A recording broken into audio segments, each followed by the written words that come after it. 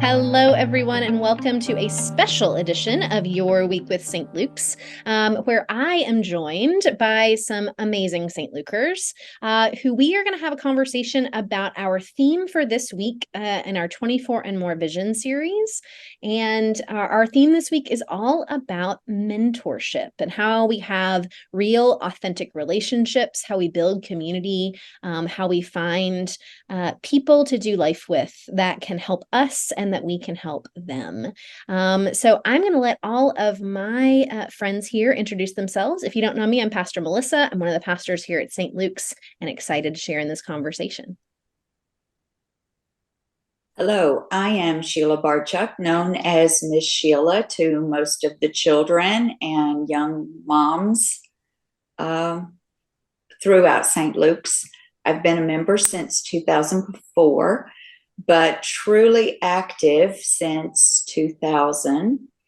And you will find me anywhere that there are children. So I do Wednesday night children's, I do Sunday school.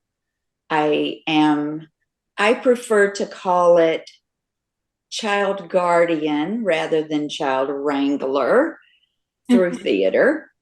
And I am also greeter and hostess at the 11:15.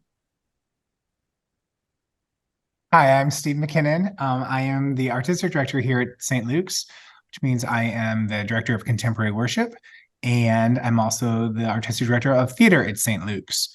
So I get to work with lots of people from all over the place, all ages. I've been on staff since I was a young adult myself, and for about 15 and a half years now.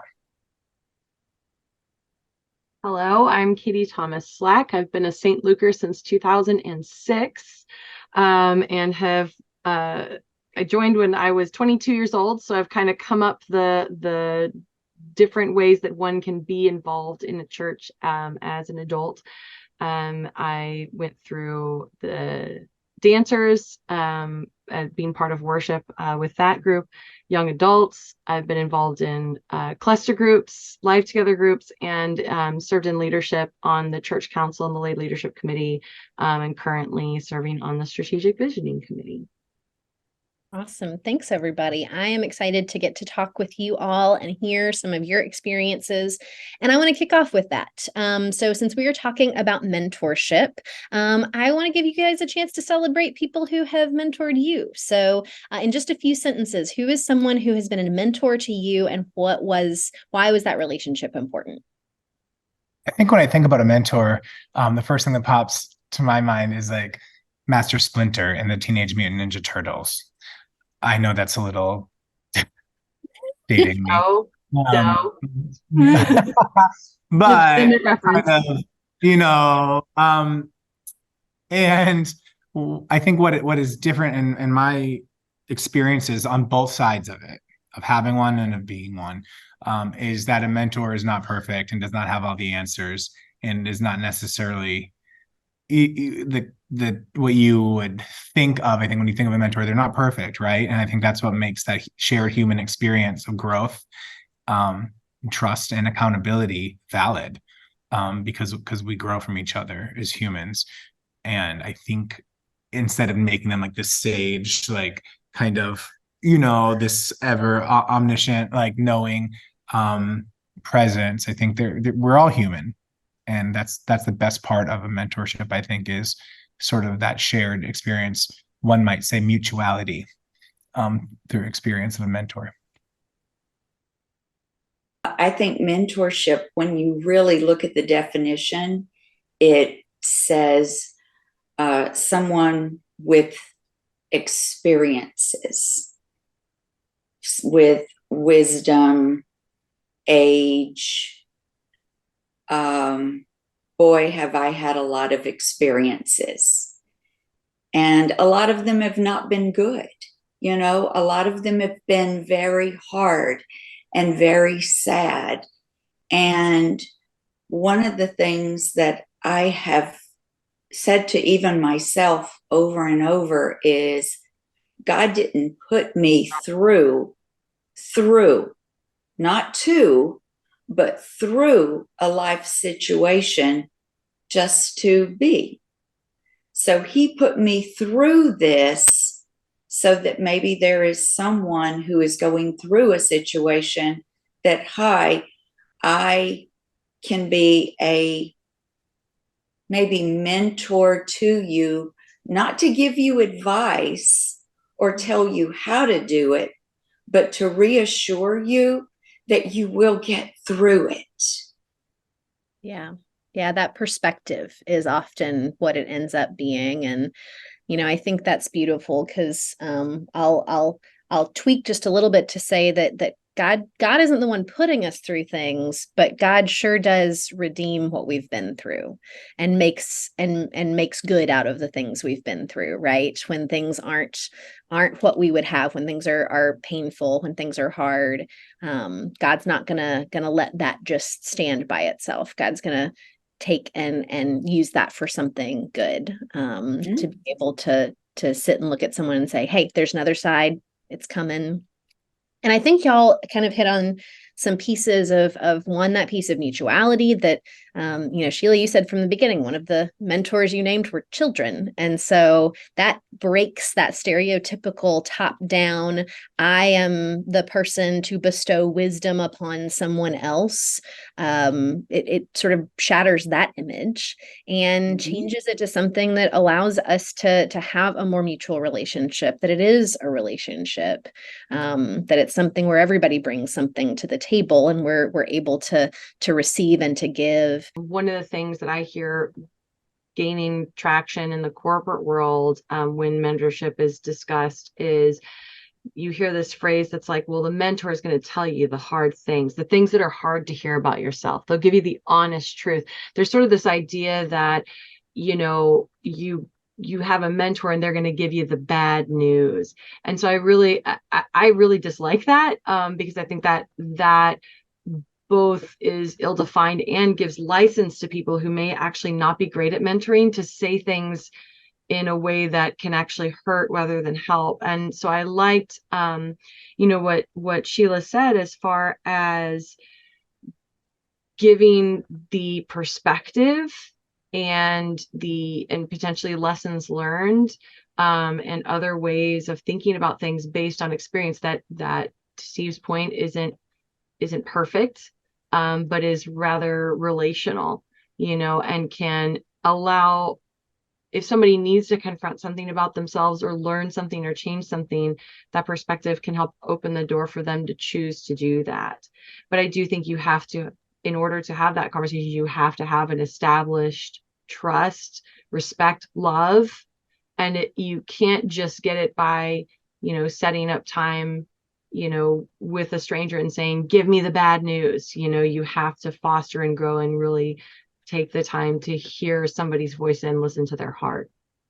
So that's a really quick summary of a very broad swath of folks. But just even taking some of those high level demographic pieces, how does that align with y'all's experience, knowing young adults, knowing young parents in our community? How have you seen any of that play out? So, I'll start by sharing actually not the parental perspective, but that of a, I'll say young, early 30s, newly married individual, of, 8 years ago.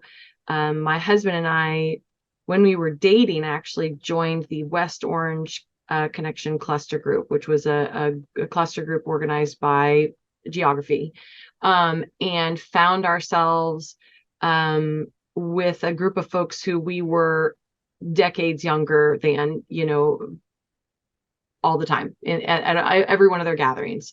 But what we found was that there was a lot of mutual interest, mutual belief, mutual mindset amongst them, and us, with respect to, well, the fact that a lot of them had become empty nesters. They were just starting retirement. So they were interested in travel and experiences and fine wine and like all these amazing things where, we found this connectedness, and yet also, found comfort in the fact that both my husband and I, as we grew and got married and became parents, we do not live close to our parents. Our parents are in different states. And so a lot of these folks in this group came alongside with the wisdom of people who had been parents and now grandparents, as well as a community to help us be supported. And I would say the biggest thing that they and others in the church of that age group have provided is the perspective of peace through faith. Because when you're a new parent, and even when you're in an early part of your marriage, you're really seeking control, and you feel really helpless when you can't answer the social media call of how you're supposed to parent the exact right way and have career the exact right way and have a marriage the exact right way. And the fact of the matter is there is a great deal that's outside of your control, but you have to have faith when you approach it, faith in yourself, faith in God, obviously. And people who have been there before and who are still operating that way as they approach their own life milestones through retirement and empty nesting and grandchildren have that assurance to give back.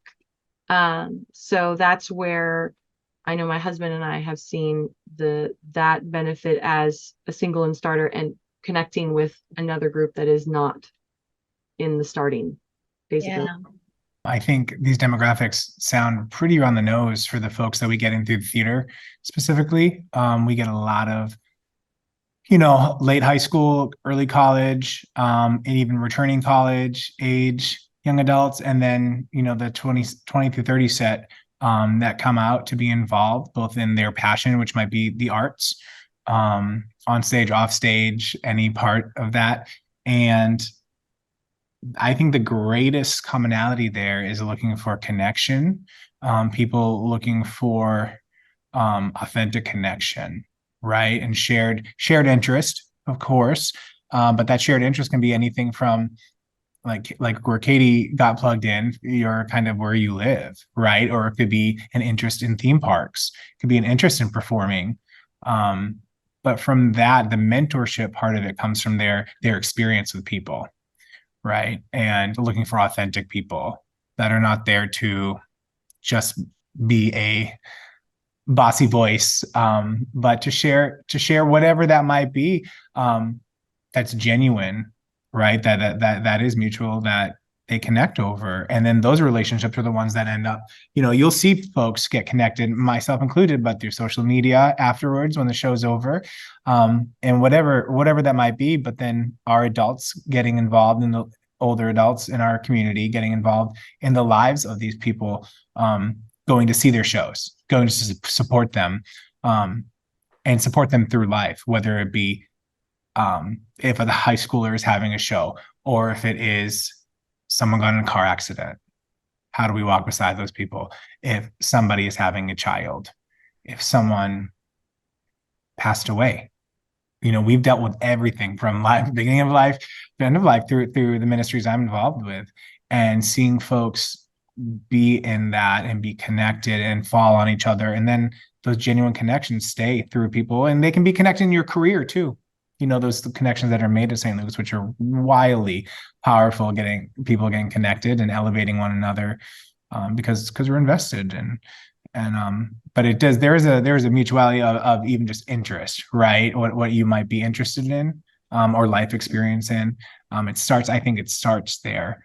And where theater is so broad, in terms of, it could be theater you're interested in, but it's not even that, right? It could be you're interested in engineering. We've got a bunch of folks who are engineers and going to school for engineering, and then then there's also folks that are on our shows that are professional engineers later mid-career. And so just people seeing those relationships being connected, it's pretty powerful to see it in action. I want to highlight some of the pieces that I've gotten to see in being part of some of those ministries too, is when those big life events happen, whether it's tragedy in community, whether it's tragedy in personal life, whether it's just a hard season, those are the times that I think you see different relationships that reemerge that may have only been for a couple of months during a show. But when you're going through something, particularly as a young adult, The people who are going to be able to support you the best often aren't your peers. There's certain support you need from peers, but there is certain support you need from someone who is not also in your same life stage and not also going through it in the same way. You need someone to come and say, been there with you, get it, gonna sit with you in this. And I think that's where those intergenerational relationships just they are wonderful in everyday life. They shine when those key moments in life that are harder to walk through show up.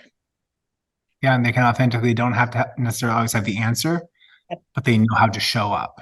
Yep.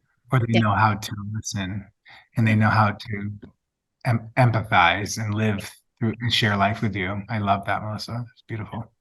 I also think, Melissa, another barrier is people's self-confidence in their life experience, and don't necessarily view themselves as a leader, or as that sort of person that's called to mentorship, and they don't realize their own, gifts that they have, relativity that they can connect to, and lived experience. Because I think being a mentor does build yourself. One of the gains we have of being anyone who chooses to step into that space is you grow as a leader, right? There's a lyric in King and I and Whistle a Happy Tune. It's one of my favorite Oscar Hammerstein lyrics, and it's a very ancient saying, but a true and honest thought, that when you become a teacher, by your pupils you'll be taught. And it's not, and I know that says the word teacher, but that can be, many different meanings. And I think part of what a mentor does is teach, but it's not just teaching, right? So I think we all have something to share, teach, lead, but sometimes certain folks don't feel that they are in that elevated position and don't see that within themselves. What are the characteristics that you see of people who find themselves in those kinds of spaces? What have they nurtured in themselves? What are sort of those postures that you see of people who may not have, again, chosen or signed up to be a mentor, but just do it? I'd say the acceptance of intergenerationality. I don't know if that's a word. It is. You're good. Okay. You're good. Yeah. Thank you. We've all heard it when you're entering the workforce, I heard it when I became a leader. You are young enough to be my daughter, my some cases granddaughter, and those comments are typically made with good intention. But where I've really seen it work is when, I've had experiences where someone kind of places that upon me or upon someone I know. And that is, again, a barrier. They're like, oh, well, they're younger than me. They're old enough to be my daughter. And therefore, what do I have to learn from them? Nothing. I'm always going to know more. Or they were once my intern and now they're my boss. How am I going to, that kind of thing. But where it works is where it's like, oh, kind of what you were saying earlier, Melissa, like this person is my daughter's age, therefore they have something to teach me that I'm not necessarily getting from, my own children, because there's a relationship between children and parents that is different than just another person. And so almost seeing an equality in your all being adults, in some cases not being adults, but just being humans, and every human having something to give, and accepting that, I think, is something that I've seen commonly in people that do walk in and thrive in these spaces. Daniel Tiger, for those of you who know the infinite wisdom of Daniel Tiger, has a song where he says everyone is big enough to do something. And the whole point is, like, Daniel is big enough to help to a certain degree his parents, but not big enough to maybe use the grown-up tools, but he is also big enough to help his little sister, and she's big enough to help him with things. And so there is that message there that I think is very true when you think about people who accept intergenerationality and thrive in those spaces. My daughter has taught me so much. And I have to be careful what I say and how I say, because she's a behavior analyst. And so the way that I taught her is not the way that she has been educated to teach. I am very, very happy to be able to say that she has far more education than I do. And that I can learn from her every day. And I think what makes me better at this season in life with the children that I am in contact with now is the guidance of the things that she has shared and the things that she has learned. And I am careful now, even with my grandchildren, that I always try to say, I had my turn. Now it's your turn. You lead and I will follow. And you'll find that the things that I did that empowered her and helped her are the things that she still uses. But I hope and pray that I keep learning more and more so that I can be the grandparent that is following. Let me just tell you, it's a very special person who's called the Diapers and Toddlers. And what I realized is that as deeply as I wanted a family and to have that, once I got into it, it was not what I expected, which is a vulnerable and yet more common truth that I learned than what is actually talked about. And so I would say too, where I've been able to have people come alongside in faith and St. Luke's as mentors is confronting that, and also the reassurance of faith when my own faith is shaken. When you hope for and you pray for something and then you get it and it's not what you expected, there's a lot of guilt and shame that comes with that, and a lot of, questions and in my own personal experience, when you need resilience to go through the process of having children, that sometimes you find your faith shaken.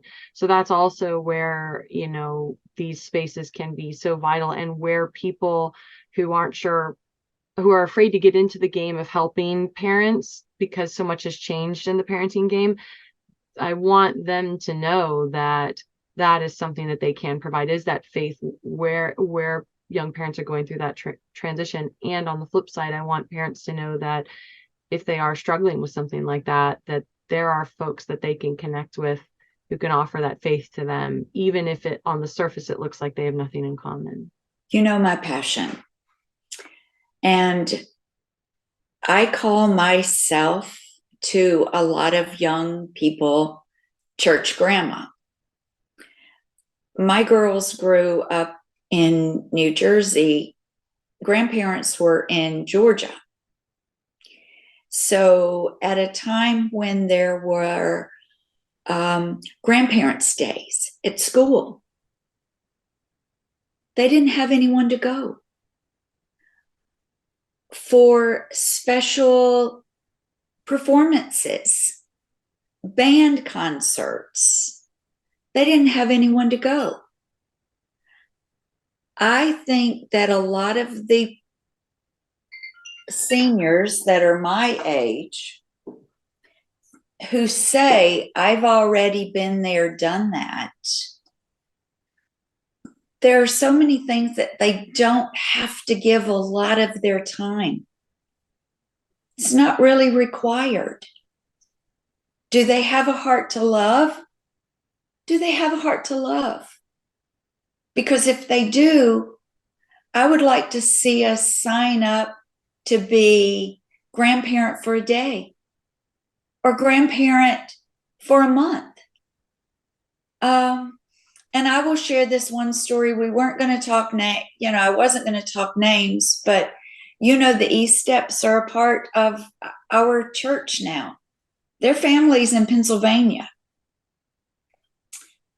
Matt was at the camp for the confirmation children. Braden was in a concert, or his theater performance was at the high school.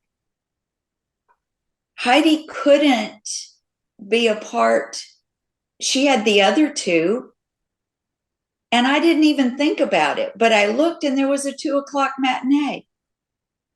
So I went to a 2:00 matinee, and who got the most out of it? It wasn't the performers.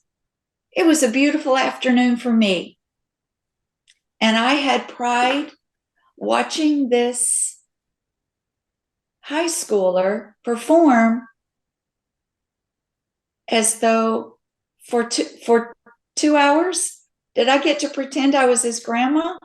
You betcha. You know, for the young adults, the people you described who are just like moving here to start their career, especially for the folks going into the theme park industry, where every day is like an unreal life. Truly. I mean, there are some folks who move down here and they go right into an office involved in a theme park community and aren't connected necessarily in the parks themselves. But many of them, you know, are performers or servers or engineers or whatever, where they are in this vacation kingdom, you know, of a variety of sorts, you know, and every day is a unreal experience. And so what I would say that St. Luke's has to offer is a familiar, peaceful home, you know, to step away from crazy schedules and Christmas rehearsals in August and hot dogs, you know, at every meal, and just go where you remember what normal life feels like. Because it's when you get enveloped in the theme park world, you have to remember what normal life is. At least that was my experience and experience of so many people I knew. And you know, I'll jump in there to say, when we're talking about that, it's the come have dinner at my house. yes, Come exactly. sit around a Yes. table and It's good have to define that.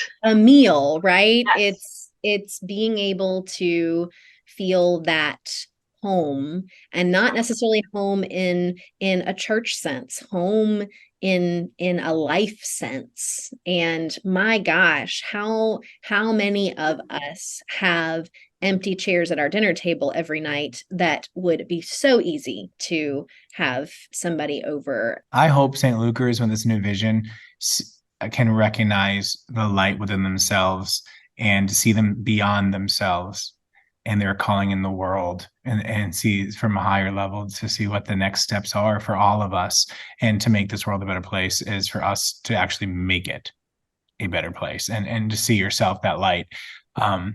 There's a quote that I found when I was researching mentorship, and I just love it. I'm going to share it. It says, the greatest good you can do for another is not just to share your riches, but to reveal to him his own, right? How do we let people see the light within themselves? And how are we the person to do that work? I think to hold the mirror up to yourself, to say, oh, it's me, to help you see that and to help you do that. And that can be one of the most beautiful things. Sometimes mentorship is elevating the person to your table, and maybe they're going to end up having a bigger table and they're going to go even further. And that's what life's about, is helping people fly. Right. And that's the best feeling. It's not about seeing your name in lights, right? But if you are the person behind those lights and part of it, if you're a light bulb in that person's name in lights, and I'm saying that as a metaphor, it's not about showbiz, kid. But it's about seeing a person soar, and the light within yourself, that kind of light. But if you are one bulb in that person's inner light, how special. And with that, That really is at the core of what it's about. So I hope that you all will be in prayer for our whole congregation and continue to be mentors and models of what can be and what we all are able to be for our congregation, for our kids, for our parents, for our young people, from our young adults, and for our whole community. Because this isn't all about what happens here on St. Luke's campus. That's the other thing, is this isn't necessarily about creating programs here. It's about us being open to those relationships and being willing to say yes when God nudges us in some way. So thank you all for sharing your hearts and your stories, and for being such beautiful examples, both in your own experience, but also in the way that you lead your lives. I am honored to serve alongside and with you all. And so St. Lukers, we look forward to seeing you in worship on Sunday, where we are going to talk a little bit more about this. We're going to talk about how we see this emerge in Scripture, of what it means to be the church from the very earliest days, that mentoring and mentorship and deep, real relationships are part of the way we are called. So we will see you then on Sunday.